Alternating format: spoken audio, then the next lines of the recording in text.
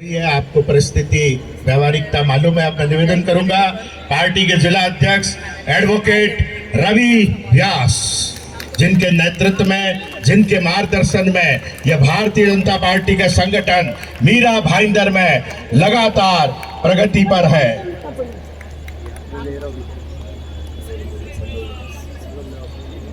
भारत माता की, भारत माता की। आज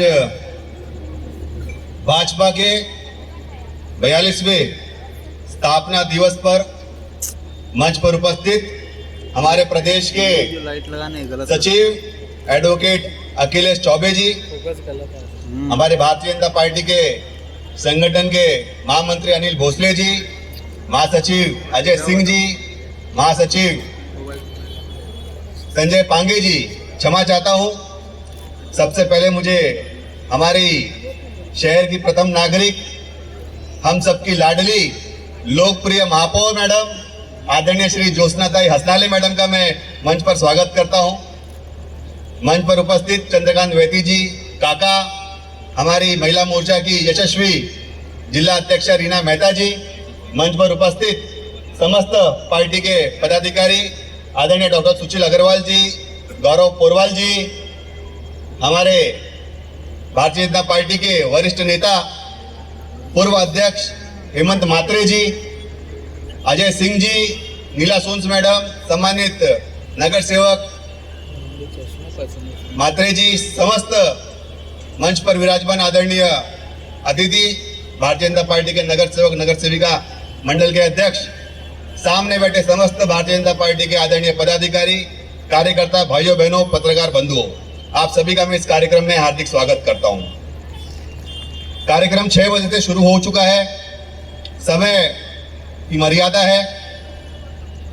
आप सभी जानते हैं, पूर्व वक्ताओं ने बताया है, जैसे कि 1951 में जनसंघ की स्थापना हुई थी।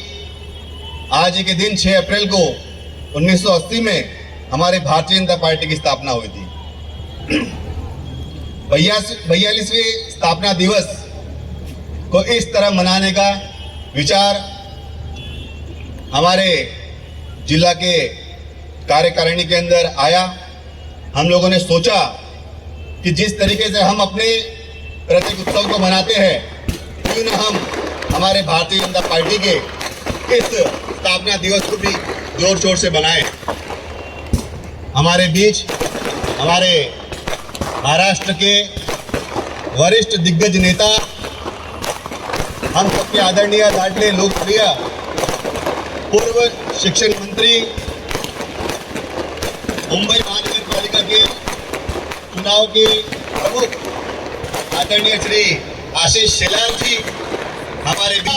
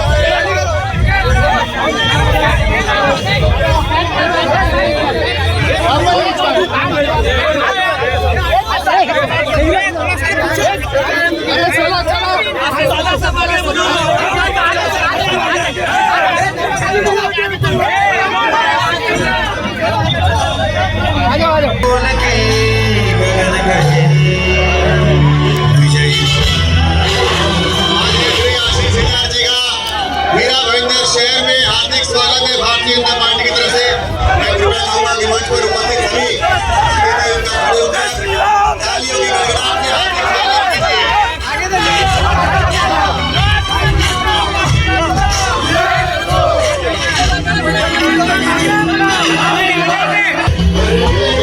आप मंत्री से विनती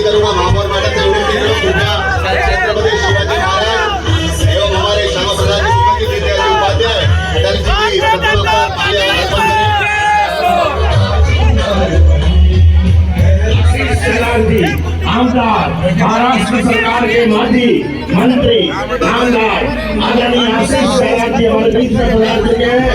आज के हमारे प्रमुख मार्गदर्शक आदरणीय शेलार साहब शिवाजी की मूर्ति पे माल्यार्पण।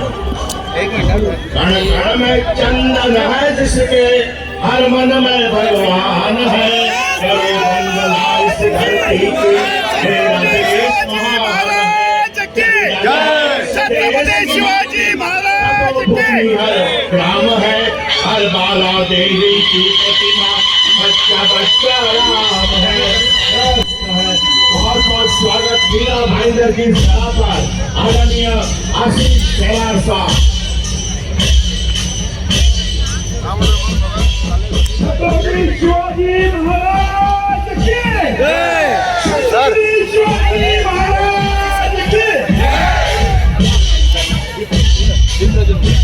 महेश्वरी समाज से आदरणीय रामावतार जी भोजरा, रघुवर जी दादा, विठल नामदार जी जो बीजेपी के जिला सचिव है, सभी का बहुत बहुत स्वागत।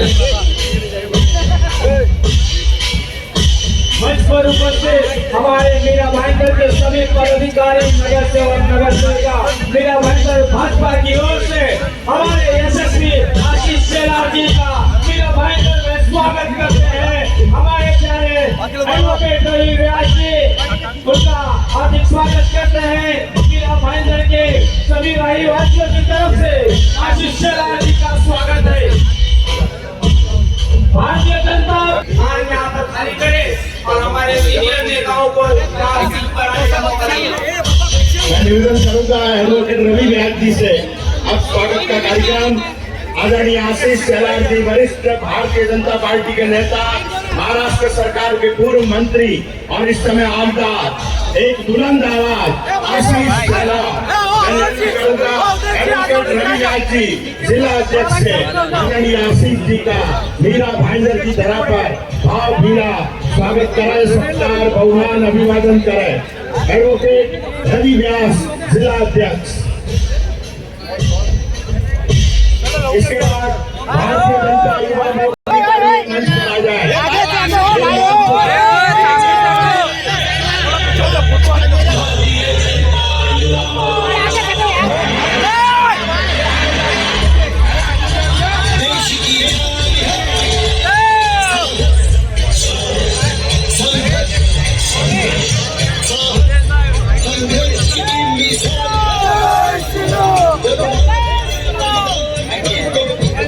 पूरा अनुरोध है कि गति ना करें।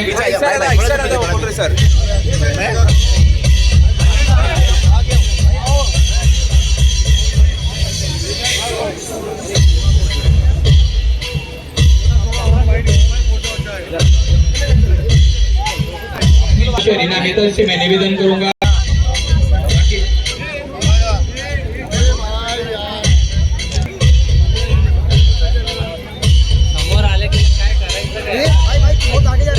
कहाँ दिख रहा है मेरा, आपको दिख रहा है क्या?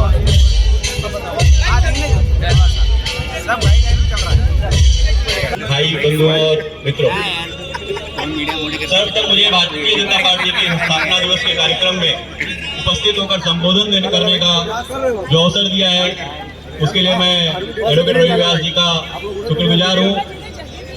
मित्रों, भारतीय जनता पार्टी का अनुभव एक ऐसी गंगोत्री से हुआ था जिसका नाम थी और दूसरी पूंजीवाद। हकीकत में ये दोनों ही केंद्र बिंदु एक ही सिक्के के दो पहलू थे। एक में सत्ता का सूत्र संचालन पूंजीवादियों के हाथ में हुआ करता था, सत्ता का सूत्र संचालन कम्युनिस्टों के हाथ में हुआ करता था। अभी आपने देखा होगा कि रसिया में, चाइना में राष्ट्रपति को आजीवन शासन आगे बढ़ेगी और एक सही मूल्यों पर सही तरीके से विकास के साथ ही सम्मान की रक्षा के साथ एक राजनीति की जाएगी। राजनीति की एक नई परिभाषा देने के लिए भारतीय जनता पार्टी का उद्भव हुआ। जब मुख्यमंत्री और गृह मंत्री स्वयं ही एक्सटॉर्शन करने लगे तो उनके ऊपर कौन सा कानून लगेगा?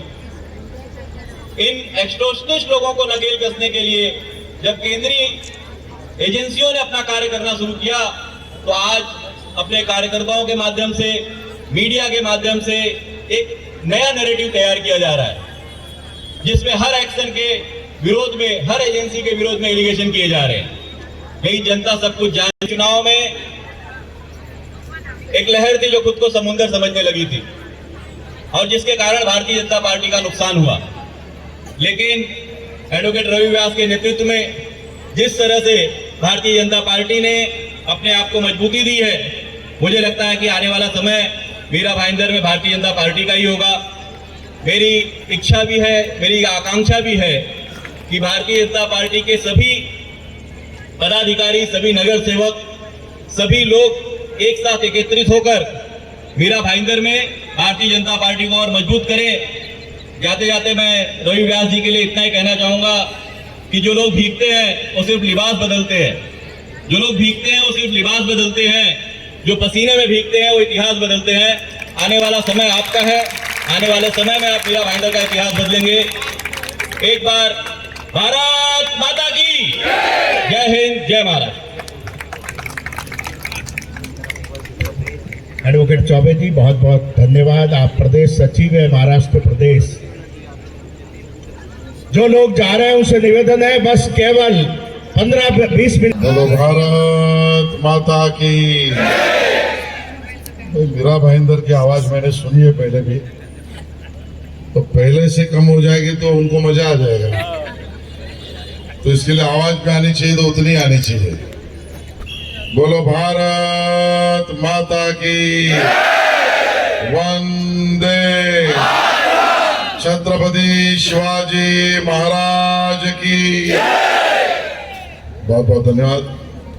आज के इस कार्यक्रम में अपने इस जिला के अध्यक्ष सम्माननीय रवि व्यास जी, यहाँ पर उपस्थित सम्मान्य जिला महासचिव अनिल भोसले जी, संजय पांगे जी, अजय सिंह जी, अभी जिन्होंने यहाँ पर अपना वक्तव्य दिया, ऐसे चौबे जी, महापौर हमारी ज्योत्सनादय हसनाले जी, जिला सचिव सुनील केसरी जी, युवा मोर्चा के तेज तर्रार अध्यक्ष दरोगा पांडे जी, महिला मोर्चा की हमारी अध्यक्षा रीनादई मेहता, उत्तर भारतीय मोर्चा के अध्यक्ष सुरेश सिंह, सभी नगर सेवक, सभी कार्यकर्ता भाई और बहनों, सबसे पहले तो मुझे इस बात की खुशी हुई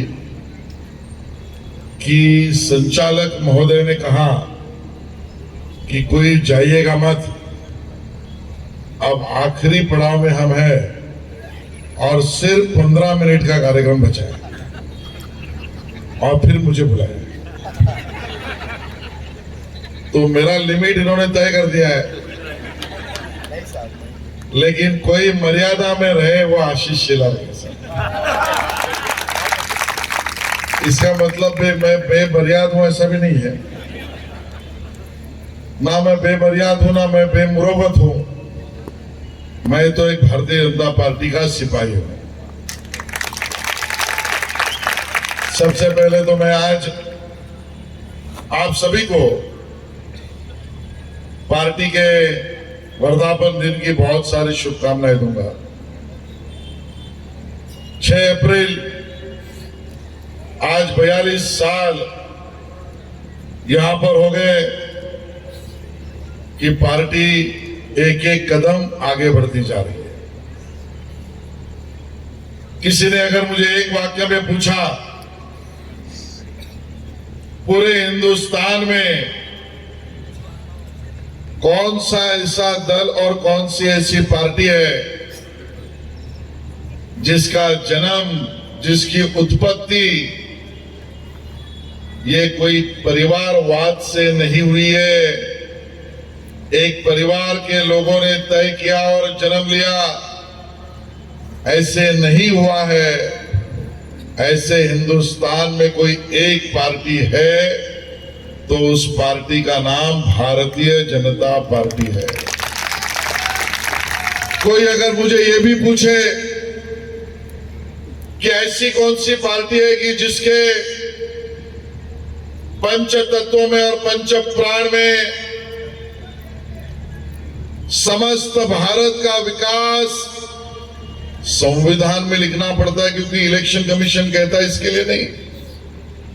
क्योंकि बहुत सारे दल है जो कॉन्स्टिट्यूशन इसलिए लिखते हैं उसके दल के, क्योंकि इलेक्शन कमीशन चाहता है कि आपने क्या लिखना है, ऐसे नहीं। लेकिन जिसके उत्पत्ति से ही तय है कि मैं समस्त भारत का विकास करने के लिए प्रतिबद्ध हूं और उससे भी ज्यादा सबका साथ सबका विकास का नारा लेकर चला हूं, और उसी के साथ साथ मैं हिंदुओं के संरक्षण के लिए प्राण त्यागने के लिए भी तैयार हूं। ऐसी कोई पार्टी अगर हिंदुस्तान में है तो एकमेव पार्टी है जिसका नाम भारतीय जनता पार्टी है। जो हिंदू हित की बात करेगा वही देश में राज करेगा। दोस्तों, जनसंघ से भारतीय जनता पार्टी, ये हमारी पार्टी चली है। 1951 में भी जब जनसंघ बना तब श्यामा प्रसाद मुखर्जी, दीनदयाल उपाध्याय जी, तब के हमारे संघ के द्वितीय सरसंघ चालक परम पूज्य गोलवालकर गुरुजी से जब बात की तो भैया चुनाव जीतने के लिए पार्टी करनी, इसके लिए नहीं की है। 1951 में भी जब हिंदुस्तान का बंटवारा कांग्रेस ने करवाया, उस समय पर नेहरू और लियाकत समझौता हुआ। दोनों तरफ के प्रधानमंत्रियों ने समझौता किया कि दोनों देशों में जो अल्पसंख्यक है उनकी जान और माल दोनों की सुरक्षा करनी चाहिए। हिंदुस्तान जो निकला था, नेहरू जी ने गांधी जी के नेतृत्व में यहां के हिंदुस्तान के अल्पसंख्यकों का तो जान और मालमत्ता दोनों की सुरक्षा की, अच्छी बात है। लेकिन जो वादा पाकिस्तान ने किया था कि वहां के अल्पसंख्यक यानी हमारा हिंदू समाज, उसकी हम रक्षा करेंगे, बात हवा में चली गई। और पाकिस्तान और बाद में बना हुआ जो बांग्लादेश का इलाका तब का पाकिस्तान का था, हिंदुओं की कत्ले आम चलती गई। हिंदुओं को लूटा गया, पीटा गया, घर परिवार से निकाला गया, मां बहनों पर बलात्कार, अन्याय, अत्याचार, दुराचार हुआ। तब जाकर जो दल निकला जिसने कहा कि हम हिंदुओं की रक्षा के लिए और कांग्रेस को अल्टरनेटिव पैदा करने के लिए निकले हैं, वो हमारा दल यानी जनसंघ था। यह आप सब लोगों ने याद में रखनी जरूरी है। 1980 में हम पार्टी बन के निकले, तब कड़ा संघर्ष किया। कोई अगर आपको पूछे कि हिंदुस्तान में हमारे लोकतंत्र के लिए लड़ा कौन था, आवाजें तो बहुत आती है, व्यक्ति स्वातंत्र, हमारे अभिव्यक्ति का स्वातंत्र, हमारे लोकतंत्र के मूल्य। कोई भी चैनल खोलो तो 2-3 लाल कपड़े में बैठे हुए लोग यही बात करते हैं। लेकिन हिंदुस्तान में लोकतंत्र अगर खतरे में कभी आया तो स्वर्गीय इंदिरा गांधी जी ने जब इमरजेंसी आपातकाल घोषित किया था तब आया था। और उसके बारे में भी कोई मुझे बताए कि इतनी बड़ी लोकतंत्र को बचाने की लड़ाई अगर हिंदुस्तान में कोई दल ने की तो तब के जनसंघ ने यानी आज के भारतीय जनता पार्टी ने ही की और कोई दल ने नहीं की। जयप्रकाश नारायण जी के नेतृत्व में सरकार बनी, इंदिरा गांधी जी का पराभव हो गया और उस सरकार में बैठे हुए अटल बिहारी वाजपेयी जी हो या लाल कृष्ण आडवाणी जी हो, जब उनके सामने सवाल रखा गया सरकार चाहिए या संघ चाहिए, विचार चाहिए या पद चाहिए, तब 1 मिनट का भी समय नहीं गवाया। अटल जी और आडवाणी जी ने कहा संघ और विचार के लिए हम सरकार को त्याग देते हैं, लेकिन विचारों को त्याग नहीं सकते। ये दल भारतीय जनता पार्टी है। और अखिलेश जी ने जो कहा वो आज के दिन बांद्रा में, वैसे रवि जी उस बांद्रा का प्रतिनिधित्व मैं कर रहा हूं जहां पर भारतीय जनता पार्टी की स्थापना हुई है, और उस जगह पर रोहित भाई जी को पता होगा उस समंदर किनारे अटल जी खड़े हुए, अपना दल भारतीय जनता पार्टी घोषित किया, और उन्होंने उस समय पर कहा था अंधेरा छटेगा, सूरज निकलेगा, कमल खिलेगा। और आज हम देख रहे हैं 2022 में हम बैठे, अभी हाल में 4 राज्यों के चुनाव हुए। 5वां इसके लिए नहीं कह रहा हूं क्योंकि उसमें हमारा दल कम था, और चारों राज्यों में ईना मीना डीका सब इकट्ठा गए। अब ईना मीना डीका इकट्ठा है लेकिन बैंड बाजा चला नहीं, और जो पराभव उनका हुआ, नतमस्तक होकर हिंदुस्तान की जनता को हमारे आपके प्रधानमंत्री माननीय नरेंद्र मोदी जी ने उनका अभिनंदन और स्वागत स्वीकार किया। आज भारतीय जनता पार्टी विश्व में सबसे बड़ा दल है। हमें इस बात का गर्व नहीं है, हम इस बात से बहुत विनम्रता से स्वीकार करते हैं कि हम सबसे बड़े दल इसलिए बने क्योंकि माननीय मोदी जी ने विचार रखा कि मेरी सरकार गरीबों को समर्पित है, मेरी सरकार गरीबों का चिंतन करने वाली सरकार है। हिंदुस्तान अब पीछे नहीं रहेगा। 140 करोड़ का देश, और अगर इसमें जिसको मिल रहा है उसको इतना मिल रहा है को ऊंचाई पर चढ़ रहा है, और जिसको नहीं मिल रहा है उसको इतना कम मिल रहा है कि दोनों के बीच का दरी और अंतर बढ़ता गया, तो ये देश अपना विकास सही मायने में नहीं कर पाएगा। घोषणाएं तो कांग्रेस ने बहुत दी थी, गरीबी हटाओ, गरीबी हटाओ, गरीबी हटाओ। साफ गली गली के गरीब हट गए लेकिन गरीबी नहीं हटी। नारा तो बहुत तेज था। हमारा सवाल कांग्रेस और सभी दलों से यही है कि आज स्वतंत्रता के 75 साल मनाते समय इस देश में ऐसा मां का सुपुत्र निकला जिसका नाम नरेंद्र मोदी है, जिसने तय करके दिखा दिया कि मैं हर गरीब के घर में बिजली पहुंचाऊंगा। काम शुरू। मैं हर गरीब के घर में इज्जत घर यानी शौचालय पहुंचाऊंगा। काम शुरू। मैं हर गरीब के घर में उसको चूल्हे के ऊपर अनाज पकाने की व्यवस्था नहीं, पर्यावरण पूरक गैस पहुंचाऊंगा। काम खत्म। मैं उस हर गरीब के घर में उसका बैंक अकाउंट खोल के उसके हाथ में रुपी डेबिट कार्ड दूंगा। काम शुरू। मैं हर गरीब के घर में एलईडी का बल्ब दूंगा। काम की व्याप्ति चालू। और अब मैं हर गरीब के घर में गैस का पाइप पहुंचाऊंगा। ये गरीब और अमीर की खाई हमको दूर करनी है। हमें इस हिंदुस्तान का विकास इस तरीके से करना है कि हिंदुस्तान के ऊपर दुनिया का कोई भी देश अगर आंख उठाने की जरूरत करेगा उसकी आंख फोड़ दी जाएगी, लेकिन हिंदुस्तानी का कोई बाल बाका नहीं कर सकता। ऐसा मजबूत हिंदुस्तान हमको बनाना और हम बना रहे हैं। हम देख रहे हैं आजकल वर्तमान पत्र और टीवी खुला तो रशिया और यूक्रेन की लड़ाई की बात आती है। रशिया का आक्रमण, यूक्रेन का प्रतिहल्ला,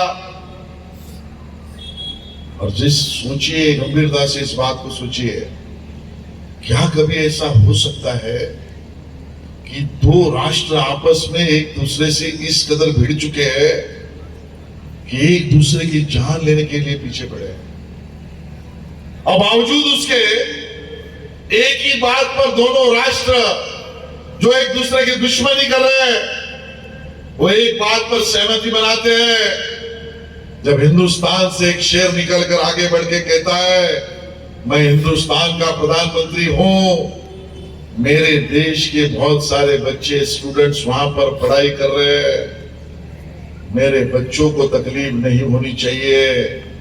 आप आग ओक रहे हो, आप उसका जवाब दे रहे हो, लेकिन मैं दोनों को कहता हूं, मेरे बच्चों को सेफ पैसेज दे दो, और दोनों देश चुपचाप मानते हैं। ये हिंदुस्तान की ताकत है। हम देख रहे हैं पड़ोसी देश पाकिस्तान हालत क्या है। इमरान खान बॉलिंग भूल गए, चुनाव आज होगा कल होगा, सरकार डामाडोल होगी। क्यों ऐसा कहते हैं? पाकिस्तान के प्रधानमंत्री ने रशिया में जाकर उनके प्रधानमंत्री को मिले, सिर्फ मिले, कहते उसके कारण पाकिस्तान की सरकार डूब गई। श्रीलंका में हालत ये हुई, 500 रुपए किलो अनाज, 700 रुपए लीटर दूध, और 24-24 घंटे बिजली नहीं। युद्ध वहां पर, लेकिन श्रीलंका की हालत ये हो गई, एक सरकार डूब गई, एक सरकार चल नहीं पाई, दोनों जगह पर लोग त्राही त्राही। और उस समय पर अपने देश के प्रधानमंत्री ने अमेरिका को जो कहना है कहे, उससे दोस्ती तो निभाएंगे, लेकिन हमारे लोगों की जान के लिए और हमारे लोगों की आवश्यकता के लिए झुकेंगे नहीं। ये कहा नहीं, रशिया के साथ सौदा भी कर दिया, सस्ते में आपका हम डीजल पेट्रोल या ऑयल प्रोडक्ट्स भी लेंगे, भले दुनिया आपके ऊपर सैंक्शन लगाए, हम न झुकने वाले, क्योंकि सस्ते में आने वाला ऑयल हमको चाहिए। और हमने किया, लेकिन किसी ने आंख उठाने की हिम्मत नहीं की। ये मोदी जी की ताकत है, ये हिंदुस्तान की ताकत है। भारतीय जनता पार्टी मानती है कि हम विश्व गुरु इस देश को बनाने निकले हैं और खुद का स्वार्थ त्याग कर निकले हैं। आज मोदी जी ने एक और अहम बात कही है, अंतिम बात उतनी कहकर इन्होंने कहा 15 मिनट इसके लिए तो भी खत्म करूंगा। तो मेरे घड़ी से 15 मिनट होंगे, आपके घड़ी से नहीं होंगे, और राष्ट्रवादी वालों के घड़ी से तो बिल्कुल नहीं, और शिवसेना वालों का तो सवाल ही नहीं, क्योंकि आजकल वो शिवसेना वाले घड़ी भी ले रहे हैं तो 50-50 लाख की ले रहे हैं। स्टैंडिंग कमेटी का चेयरमैन कहता है, मैं इतना मातृभक्त हूं, इतना मातृभक्त हूं, डायरी में लिखता है मैंने मातोश्री में घड़ी दी 50 लाख की, और उसको पकड़ा गया, पूछा तो बोलता है मातोश्री यानी मैं तो मेरी मां के बारे में कह रहा था। इतना बड़ा श्रावण बाल तो हमने कभी नहीं देखा। खैर, मैं कह रहा था कि आज मोदी जी ने और एक अहम बात की है, और इस बात को गहराई से सभी जनता के सामने आपको रखना पड़ेगा। इस देश में अंतिम चरण की लड़ाई भ्रष्टाचार के विरोध की तो शुरू हो चुकी है। सिर्फ घोषणा नहीं दी, उसको अमली पैजामा पहनाकर प्रत्यक्ष रूप से कानून में लाने का काम मोदी जी ने किया। अब जो लड़ाई चल रही है वो लोकशाही, लोकतंत्र, लोकशाही के विरोध में परिवारवाद यानी घराणेशाही की चालू हो चुकी है। और आज मोदी जी ने यह भी कहा, ये परिवारवाद चलाने वाले हर एक राज्य के जो दल है वो एक दूसरे से भ्रष्टाचार की कड़ी से जुड़े हुए हैं। हम सबको मीरा भाईंदर और महाराष्ट्र में भी इस परिवारवाद के खिलाफ की लड़ाई तेज करनी पड़ेगी। एक राष्ट्रीय दल है जो गांधी परिवार से निकलकर गांधी परिवार तक खत्म होता है। हित भी गांधी परिवार का, कार्यक्रम भी गांधी परिवार का, चिंता भी गांधी परिवार की, योजना भी गांधी परिवार के लिए। सामान्य आदमी को उसमें कोई स्थान ही नहीं। दूसरा दल महाराष्ट्र में है राष्ट्रवादी कांग्रेस। मैं और मेरे बाद मेरी बेटी बीच बीच में, उतने को क्या कहते हैं हिंदी में? भतीजा। ये बीच बीच में भतीजा भी घुसता है। और तीसरा दल है शिवसेना। मेरा क्या, माझी जबाबदारी माझे कुटुंब। उल्टा बोला ना मैंने, माझे कुटुंब माझी जबाबदारी। मैं, मेरे बाद मेरा बेटा।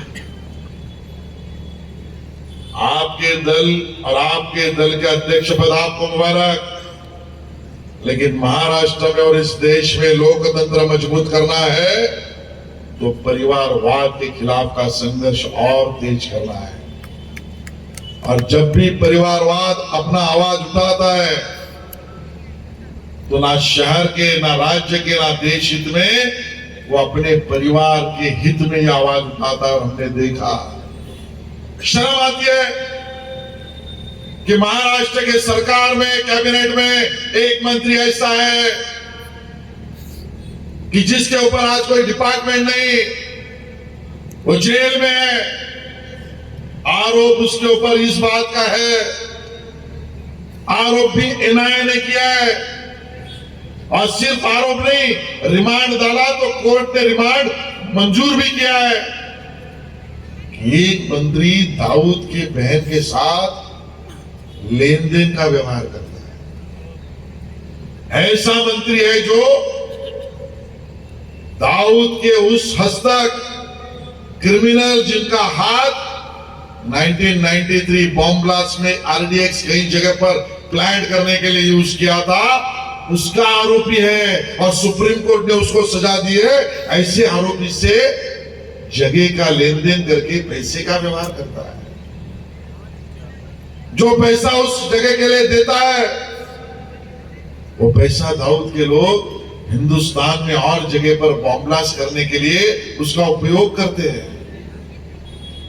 हिंदुस्तान में ही अपने भाई बहनों को मौत के घाट उतारने वाले उस बॉम्ब ब्लास्ट के आरोपी के साथ महाराष्ट्र सरकार का मंत्री बैठक करता है।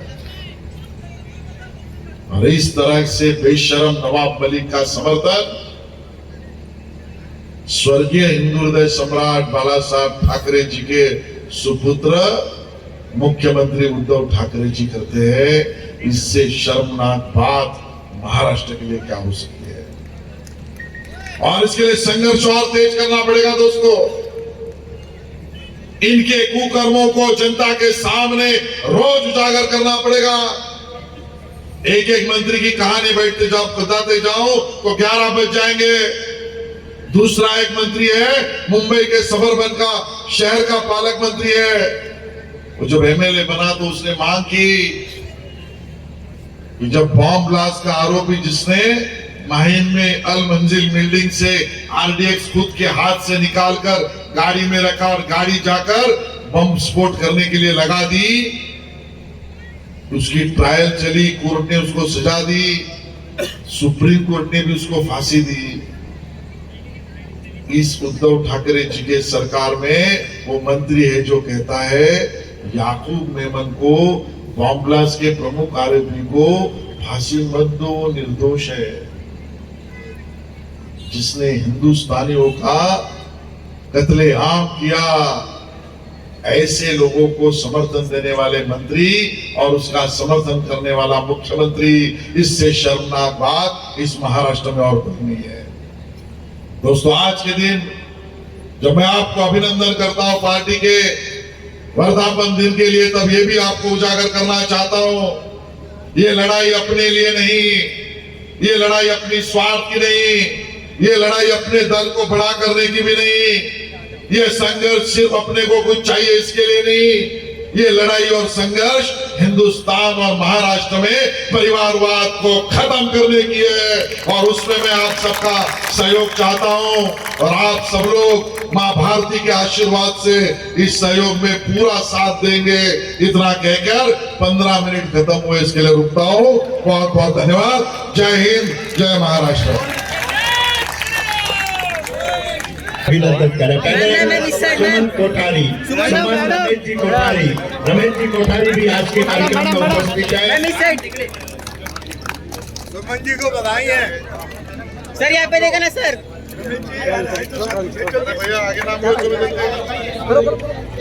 माधुरी राय मंच पर आने की कृपा करें सैलार जी के स्वागत के लिए। माधुरी राय।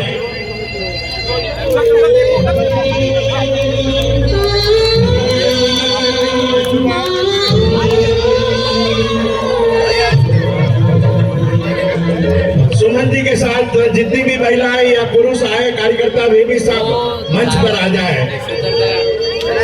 बुलाइए सुमन जी, बुलाइए। सरिता हरपले आभार प्रकट करने के लिए मंच पर आ जाए। सरिता हरपले।